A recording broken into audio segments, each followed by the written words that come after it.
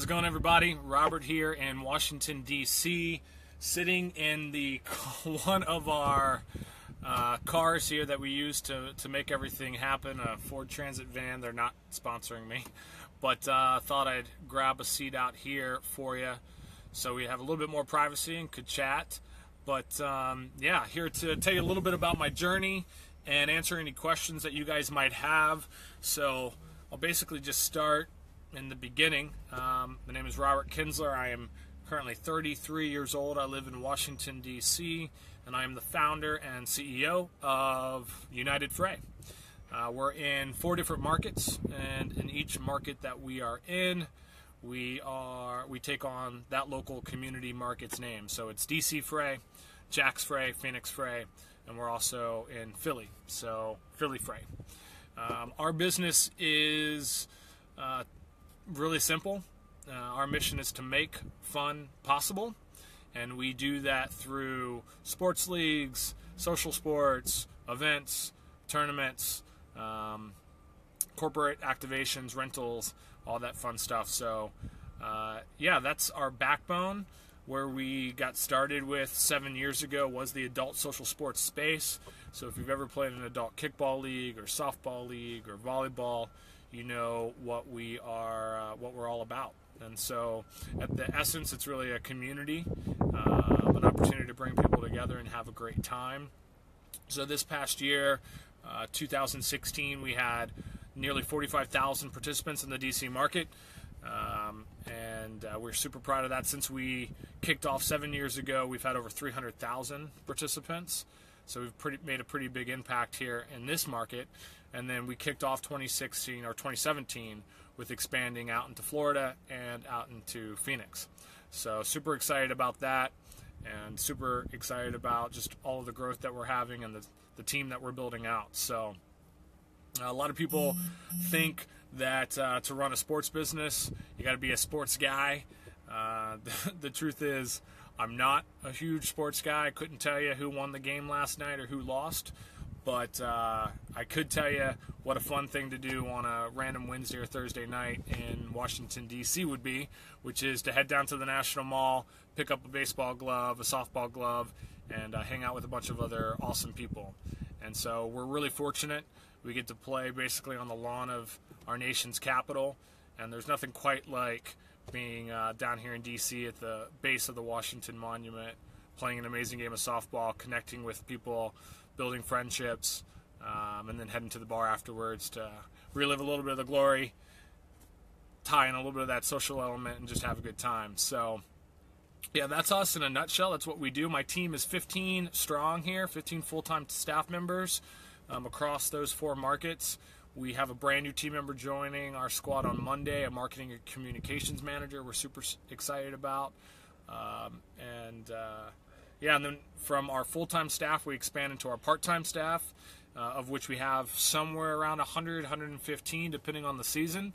So these are our people that are out in the field, hosting the softball games, hosting the river tubing trips, doing the corporate rentals, just a huge squad of people helping us activate what we do and bringing that mission and our services straight to our people. So that's our ring. So it starts with our inner core, our second layer of part-time people, our brand ambassadors, and then finally we touch our people, which I said we had about 45,000 participants last year. So just got the first question. What is the fastest growing sports you are seeing? So for a while it was kickball. Kickball is kind of what put social sports on the map, especially in DC. A lot of people don't know this, but DC is where adult social sports, at least with kickball, kind of was born about 15, 20 years ago. So kickball has just exploded over the last 2 decades. But in the last 4 or 5 years, really the sport that's been on a tear has been soccer. So really seeing a huge demand for soccer. It's a year-round sport. People who play it in spring are willing to play it in summer and in fall, and then even in winter they're out there playing our version of winter soccer, which we call polar bear soccer. So soccer's been super big for us. Flag football has been growing like crazy as well.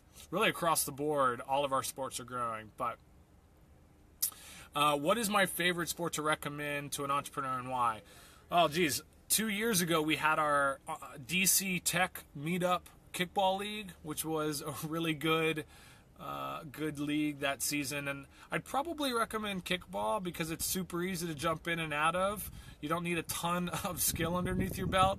And if you're putting a lot of long days at the office and you're grinding out, but you just need that quick release, go meet some people, unwind for an hour or two. Kickball's going to allow you to jump in, jump out without feeling like you're letting your teammates down. So I'd say kickball is a really good social sports for the entrepreneurs out there and the people with a hustle. So best tactics to grow your revenues. So I think for us, one of the biggest tactics has really been our understanding how people are finding us and why they're playing with us, and what we can do to grow that. So early on, we really learned that we're a word-of-mouth company, right? Everybody comes out, they hear about us from one means or another, but what really brings them back season after season and what really gets the message spread out there is the experience that they have. So a lot of growing our revenue tactics have been about figuring out how to create an amazing experience for our people and really get them their expectations met. You know, if they were joining and expecting an amazing time, we want to make sure that we deliver on that. So then they're able to go out, tell their friends, and you got to join this kickball league. It was awesome. I met a ton of people. The crew is super cool. The guys and the gals that are running it are awesome. They're really responsive. So that's really understanding what is motivating our customers has been the tactic to build and grow our revenue. So we've got another question here. What is your favorite social media management tools? And also, you seem to like Twitter a lot. Why? So I don't know if you mean me personally have an affinity for Twitter, or if you mean our official business account. But yeah, we definitely love Twitter. And I think the reason that we like to have a presence there is because it's an engagement tool. Right? And so I think the big thing about social media is that it's not all created even or equal. There are different social media platforms that help you leverage different things. So if you want to have a conversation, you want to engage with people, you want to have that one-on-one interaction, Twitter is where it's at, right? I mean, that's what is happening out there. That's how people use it. A lot of customers use it as a customer service tool. They're able to ping people, and when they ping them, they're looking for a direct response. They're looking for that engagement. So we use Twitter for engagement. In terms of general brand awareness and impressions and trying to get what we do out into the people, I think that's more on Instagram and more on Facebook. So we're able to kind of jump up and get into people's feeds in a way that is really effective, especially for what we do, which in a lot of ways people don't know that they want to play in a skee-ball league or a kickball league, or they don't know that that exists. So we have to figure out how do we get in front of them in a creative manner. And so we found a lot of success with that with, like I said, Instagram, beautiful images, Facebook, really engaging content. But it's about being able to jump up and get in front of somebody when they didn't realize they were looking for you. And then beyond that, you know, traditional online SEO for the people who are looking for you, right? You want to be able to be found. So next question we have, what are some of the monetization models you would like to add? Great question. So some of the things that we're looking at right now is we built this awesome core group of people who love what we do, right? They're playing sports with us. We've built a relationship. We want to learn how can we offer more to the people we already have, right? And so can we expand into events? Can we expand into other elements and other verticals that come back to the core of why they're playing with us in the first place? So that's been one of our monetization models, is to figure out how to expand our services to the same group of people we already have, right? And what's a natural fit, and what's a bridge too far, and what has a lot of synergies. And we've learned a lot about that. In terms of what is worth the squeeze, what is a natural fit to what we're already doing. Beyond that, some of the other monetization models is just making sure that you're utilizing what you have to leverage. So we've been able to work with sponsors and partners that want to reach the people that we have, and that's been a model that's been pretty successful in monetizing what we do. And we tell our players really straightforwardly, hey, our sponsors help us make this event and these leagues possible. So please show them some love. Check them out. They're good people. They're good products. We wouldn't partner with anything that we didn't think met a certain standard that we would want to meet. And so that's been another way that we have monetized kind of our core operation and been able to make the whole process fit together. So got another question down here. What is your favorite book to recommend to an entrepreneur and why? So favorite book right now, definitely The Hard Thing About Hard Things, which if you haven't read the book, a lot of the stories come from a tech entrepreneur, Silicon Valley, which, as you can see, I'm sitting in a cargo van in DC, so not a lot similar about our end products, but a ton of overlap about just what it means to build a company from scratch and what it means to be the person that's got to make those final calls and faced with a lot of different opinions and motivating your team. And I've used just the title as a quote pretty often. I mean, the hard thing about hard things is that they're hard, right? There is no silver bullet. There is no easy answer to anything that we all are doing every day to make these things work. So definitely enjoyed that book and would highly recommend it regardless of the industry that you're in. But yeah, so Hard Things About Hard Things, and I've got probably a stack of 40 books next to my bed that I need to work through. So check with me back in a few weeks on Twitter, and I'll see if I've got another recommendation for you. So I got a question here. Thoughts on adding esports? Yeah, so esports, whoa, it's just exploding. We were at South by Southwest, my company representing the DC market. DC has a big presence out South by and has for a while. And so we were there this past year representing what it means to be a small business in DC and helping people know that we're more than just politics. And they had a huge esports installation down there. I think there was a cover story recently on one of the entrepreneur magazines about, it's $1 billion business or something like that. And I don't know that for us esports makes sense to add, specifically around when I talk about expanding on the core group of people we already have. So I think the type of person that's drawn to an esports is a certain demographic, and clearly they're coming out in numbers and there's a huge opportunity there. But I haven't been spending the last 7 years building a model that I think is going to be attractive to them and hasn't been attracting them. I'm sure there's some overlap, and we might have a core spark if we wanted to try to move in that direction. But I think fundamentally, the people that are really going to get into e-gaming and that want to go to those types of events are probably a little bit different than the people that are coming out to our live world experiences, which is really what we're all about. We build real world experiences for people who want to connect with others. And so there's fundamentally a little bit of a disconnect there with esports. But don't get me wrong, I think esports is an amazing emerging field, and there are going to be a lot of people who make a lot of money off of esports and bring a lot of fun to the world. And that's kind of the best of both worlds, right? So next question we got, best sales pitch advice for sponsorship sourcing. All right, let me walk through that again. Best sales pitch advice for sponsorship sourcing. I think the biggest thing about sourcing sponsorships is really when it comes down, is the same thing that comes down to any partnership, is understanding what does the other person from across the table need and how can you give it to them. They don't care about your bottom line.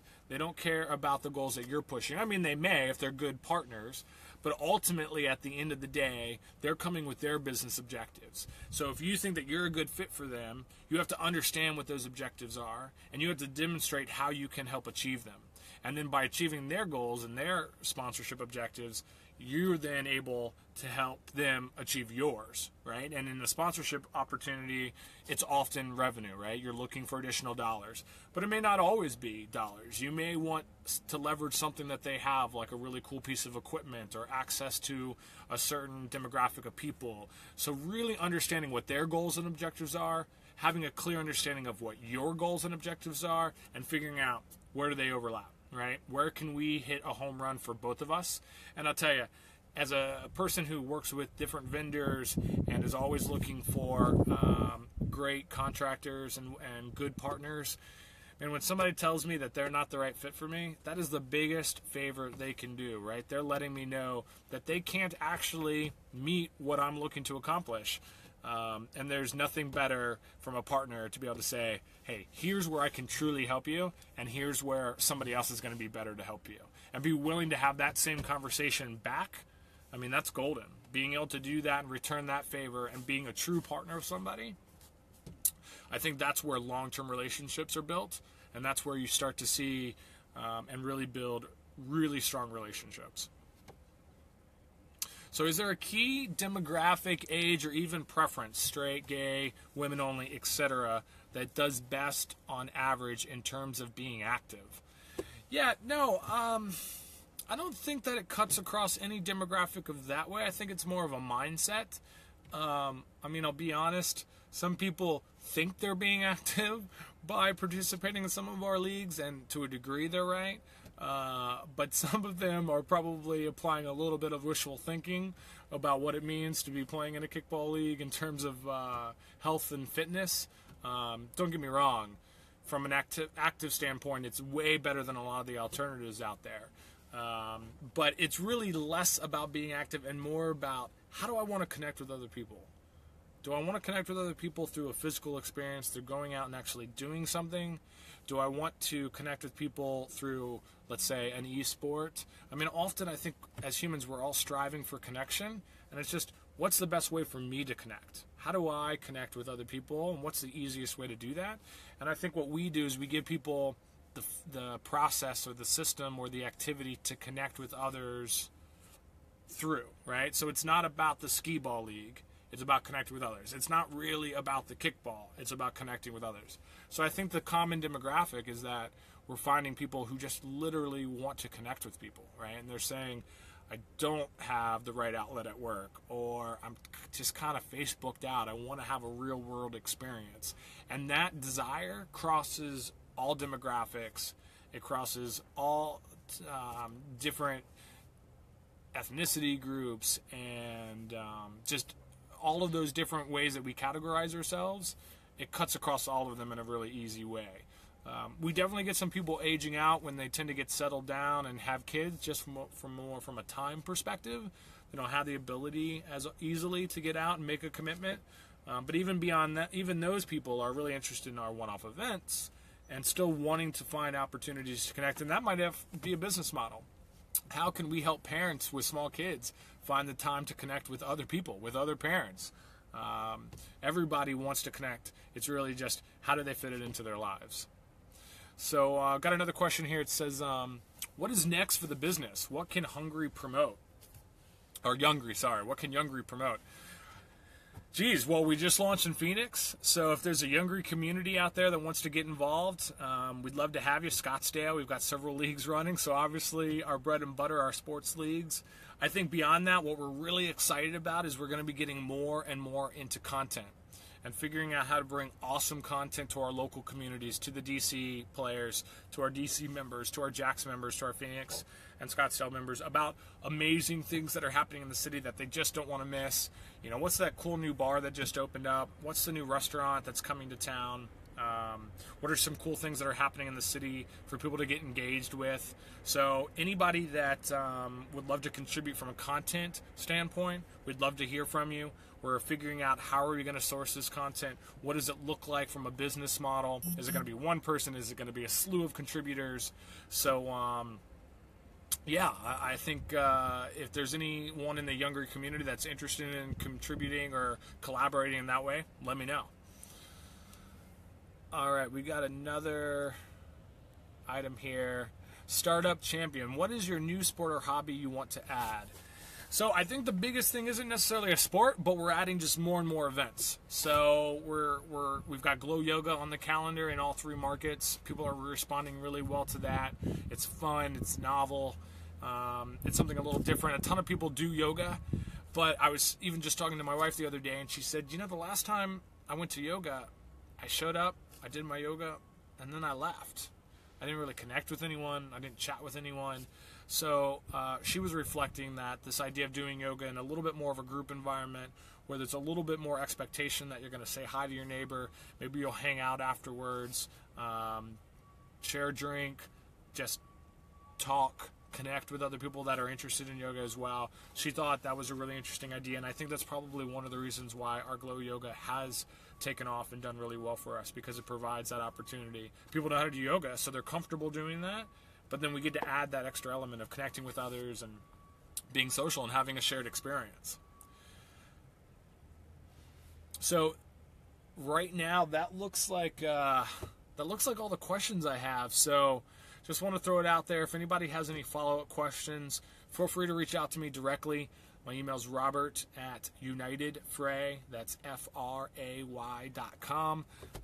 Feel free to shoot me an email. I'll be happy to follow up with you any way that I might be able to share my experience or point you in the right direction. I think the groups like Youngry are amazing. I probably waited a little bit too long to find my own tribe, so biggest piece of advice that I could give to any entrepreneur is find your people, connect with those that are on the same journey as you. The amount of level setting that they're going to help you do, the amount of just getting your mind in the right place and setting the right tone, literally, it's invaluable. I had an experience about a year and a half ago. Ended up just kind of randomly going to this Memorial Day weekend event with other entrepreneurs, and it really shifted my paradigm. And connecting with other like-minded people just set a series of events in motion for me that's just been really phenomenal in the last year and a half, 2 years almost at this point. I really feel like I've been hitting my stride and I've been on a tear. So find your people, find the people that are going to help motivate you, that can be there for you, that know your pain. And yeah, that's definitely my biggest piece of advice that I'll leave you with. So again, if you want to follow me on Twitter, it's R.A. Kinsler, Kinsler. That's my Twitter, I can't even say it right, handle. So feel free to join me there. Love to strike up a conversation. Email me, Robert@UnitedFray, if you have any questions. And just stoked to be here with you. Appreciate Youngry for putting this opportunity for everyone together. And I'm going to sign off. Peace.